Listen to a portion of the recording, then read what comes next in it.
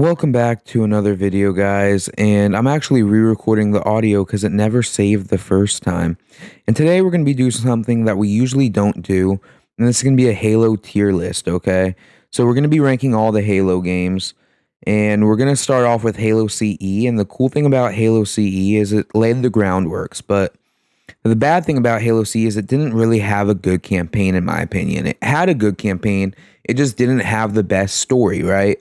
So that kind of leaves me believing Halo CE is kind of an A tier game, right?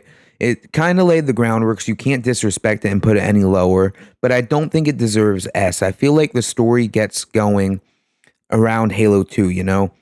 Halo 2 is where the story actually gets good. Halo 1 story is a very bare bones story, in my opinion, because they didn't know if they were going to have to do any more games. So they kind of left it at a very bare bones story. You know, it gets the job done. It's a good story. It's not a bad story by any means. But then you get to Halo 2, and that's kind of where the game takes off. The Arbiter Chief stuff in this game probably surpasses any other game. The Halo Halo 2 game just has the best blend of Arbiter and Chief. You get a lot of Arbiter missions, you get to know him, and I think that's what puts it above Halo 3, honestly, because I grew up and Halo 3 was my first Halo game. But Halo 2's story just surpasses it just a little bit, though the ending is kind of a bummer. The ending's not the best, in my opinion, but I think throughout the whole game, it's a lot more fun to play than Halo 3 in certain aspects. And then it brings us to Halo 3, which Halo 3 is probably also going to be an S tier because Halo 3 is the first Halo game I ever played. And it's also one of the best. It's a good standalone game, and it also finishes the story the best, in my opinion. I feel like if Master Chief's story would have ended at Halo 3, we would have all been okay. It would have been fine. And then that leads us to Halo 3 ODST, which is probably one of the best stories, and probably some of the best gameplay too. It's kind of like being a detective, and it's really nice in that change. And you don't feel like a super soldier, you know? You're very weak in comparison to Master Chief. There's a lot you can't do. But the only thing that kind of holds this story back is it doesn't last long enough. It feels like this game, the story ends basically as quickly as it starts. You could finish this game in a day easily, probably 4 to 5 hours if you really sit down and lock in and you know what you're doing. And then that brings us to Halo Reach, which I didn't have a really good like firsthand experience because I never really played Halo Reach. I was always Halo 3, Halo 4. That was my generation. That's why I have a little bit more love for Halo 4 than most people. But then I went back and I played Halo Reach, and let me tell you, Halo Reach has one of the best stories. One of the most heartfelt stories. George is one of probably the best, most heartfelt characters, and how everyone dies in that game is a tragedy. That's why I'm going to put it on an S tier. Just because that game is a very good game, very good story, and very good gameplay. And then Halo 4, I'm going to rank it a bit higher than most people, just because Halo 4, I had a really good firsthand experience. I used to play Halo 4 with my grandpa, and me and him used to play that, because when that came out, I was about 6, probably 6, and I used to play that with him on the couch, and we used to just redo the campaign over and over and over, and it used to be the best time. So Halo 4 is ranked a little bit higher for me. I'm thinking probably a C tier though, right? Because it has a decent story. The artwork change doesn't make a lot of sense. A lot of people hated it. I actually kind of liked it. I like both the artwork though. I like the over design and I like the simplistic, you know? And then that leads us to Halo 5 Guardians.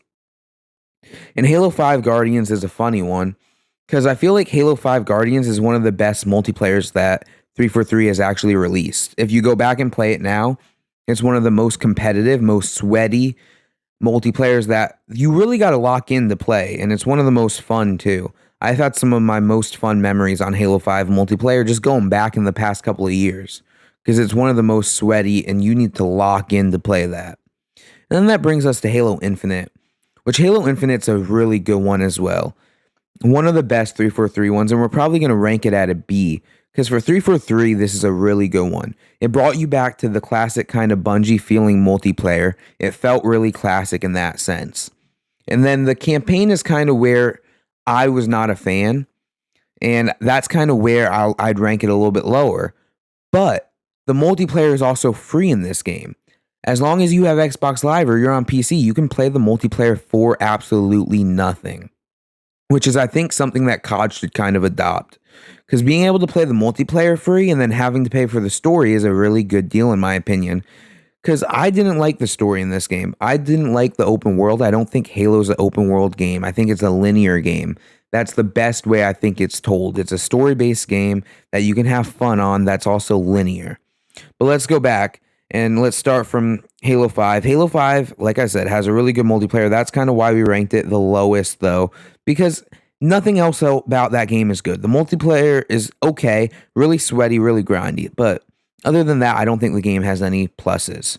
And then Halo 4 is just basically nostalgia, why I ranked it at C, and it also has a better story than 5. It doesn't stray too far. And the Promethean stuff is kind of weird, but still it feels more classic than Halo 5. And then you get Halo Infinite, which a lot of people liked the campaign, and I can't blame you. It was an okay campaign for 343, probably the best one that they put out so far. But I'm just not a big open world guy when it comes to Halo. I don't think that's how it should be played. In my opinion, I think it's best told as a story game. And the multiplayer was what was the saving grace, though it got really stale really fast. Like now, if you go back and play it, I probably wouldn't. It's not my favorite game to go back and play. And then you got Halo 3 ODST, which is one of the best stories. A really heartfelt one too. And you get to feel like a detective. Not heartfelt, but it's a very good one. You kind of connect with some of the characters a little bit more than other games. And then you got Halo CE, which Halo CE laid the groundwork, but didn't really have anything over the top as far as the story went. It was a very basic, very short, but it didn't overstay its welcome. It was a very good story for the time. We didn't know what was coming. We didn't know if there was going to be any other Halo games. So it was a very good standalone story. And then you get Halo 2, which takes everything that Halo CE did and builds upon it and makes the story something that is legendary. Probably one of the best stories in all the Halo franchise. And then you get Halo 3, which kind of adds to Halo 2, but also takes away from the Arbiter aspect. I feel like you get a lot less Arbiter, a lot less story-centric Arbiter in Halo 3. So that's kind of the reason I put it behind Halo 2. And then you get Halo Reach, which is probably one of the best, maybe if not the best stories of all of Halo, because it's a very heartfelt one. You don't learn about Master Chief, who's the hero who always survives. You learn about Noble Team, the tragic tale of Noble Team, and how not everyone's Master Chief, not everyone's built different, not all Spartans are meant to survive the long run. It kind of shows how disposable Spartans were meant to be, and how kind of messed up that is because of how these Spartans are real people. They're not all robots. They're not all like Master Chief. You get someone like George, who is one of the biggest and toughest guys, but has one of the biggest hearts. And then you get some other people who, I don't know, man. It's one of the most tragic tales. It really humanizes Spartans, and it really shows how messed up and how disposable that they really are. And how Master Chief is kind of the only other exception of a Spartan that's really surviving a long time. Especially since these Spartans weren't like the same Spartan breed as Master Chief. They were way weaker. They weren't as tough. Except for George, who was a Spartan 3 like Master Chief, right? Was it Spartan 3? I haven't really played Halo in a while. But I know George was from the same time as Master Chief. He was really the only exception to that.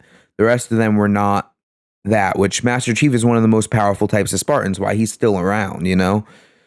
But anyways, that's my tier list. If you guys agree, if you don't agree, let me know. If you like the video, like, subscribe. It really helps me out, gets me going on the algorithm. And if you can't subscribe, that's really okay.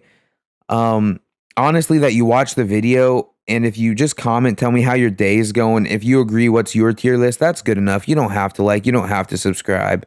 But just that you made it this far is really, really good enough for me. But anyway, if you enjoyed, I'm not going to say that again, but if you enjoyed, just have a great day. Tell me what you think of my tier list. Tell me if you agree. Talk at you guys later.